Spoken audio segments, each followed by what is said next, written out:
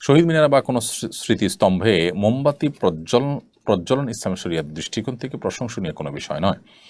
দেশের প্রতি ভালোবাসা, মাতৃভূমির প্রতি ভালোবাসা, মাতৃভূমি, দেশ এবং মানুষের জন্য, মাজলুম মানুষের রক্ষার জন্য যারা জীবন বাজি রেখেছেন তাদের প্রতি শ্রদ্ধা করবার কথাও ইসলাম আমাদেরকে বলে। কিন্তু সেই শ্রদ্ধা ভালোবাসা প্রকাশের যে প্রক্রিয়া সেটা যেন যথাযথ হয়, শরিয়া সিদ্ধ হয়, সেটাই শরিয়া বলে। এমন কোনো কাজ যে কাজের আসলে বৈজ্ঞানিক কোনো ভিত্তি নাই, ধর্মীয় কোনো ভিত্তি নেই, সেটা কোনো অবস্থাতে আসলে গ্রহণযোগ্য হতে পারে না। ধরুন কিছু মানুষ মারা গেছে, তাদেরকে স্মরণ করে আমরা একটা শহীদ মিনার তৈরি করলাম। সেই শহীদ মিনারে আমরা যদি মোমবাতি দেই, হাজার হাজার টাকা, লাখ লাখ টাকা খরচ করে ফুল রাখি, তাতে মৃত মানুষদের কোনো উপকারে আসবে না।